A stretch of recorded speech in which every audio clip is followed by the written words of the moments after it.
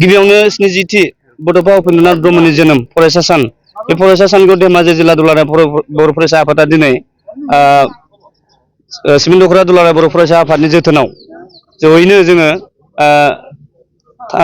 3 नं जयपुर गामिनि गेलेग्रा फोथाराव जोङो बे 70थि बड'फा उपेन्द्रनाथ ब्रह्मनि जोनोम सानखौ जोङो गोग्गोमै फालिदों। गिबि हाबाफारि बायदि जोङो सेथियाव जोङो दुलाराय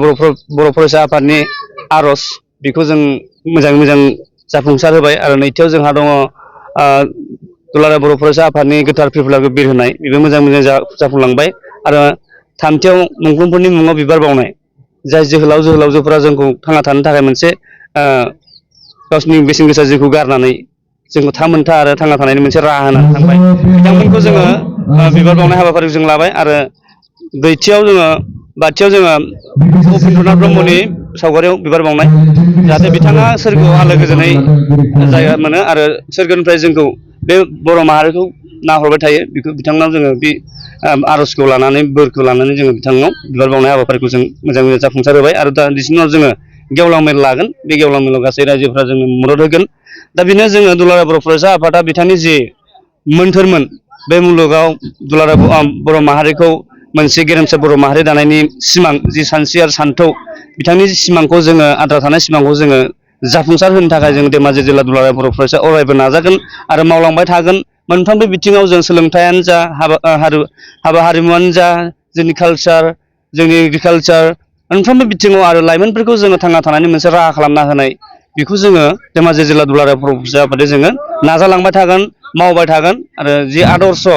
गेरेमसा बर' माहारि जानायनि सिमां बेखौ जाफुंसार होआगौ मानि दुलाराय बर' फरायसा अरायबो हाबा मावलांबाय थागोन। हाबाफारियाव गाहाय आलासि महरै जोंहा दुलाराय बर' फरायसा आफादनि सासे नेहाथारि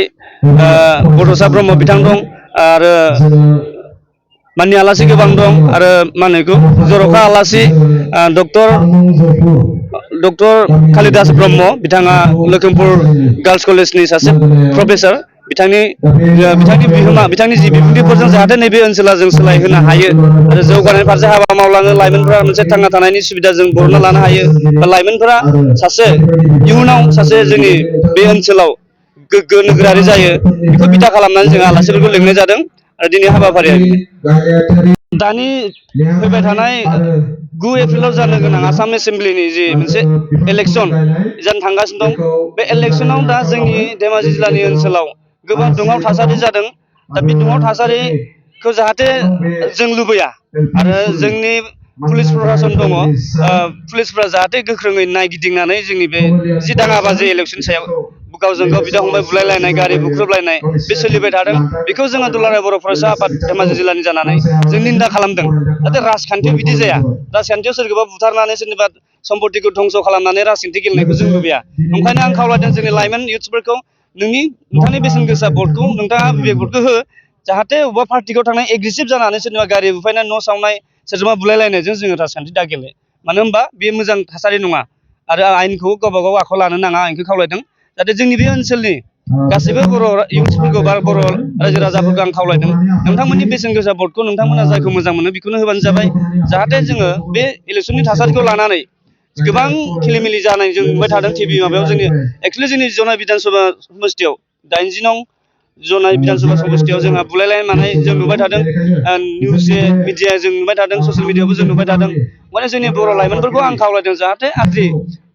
बे इलेक्सननि नामाव सोरनिबा जिउ खहा जाया सोरनिबा न'खर खहा जाया बेखौनो आं धेमाजि जिल्ला दुलाराय बर' फरायसा आफाद जानानै खावलायनाय थाबाय।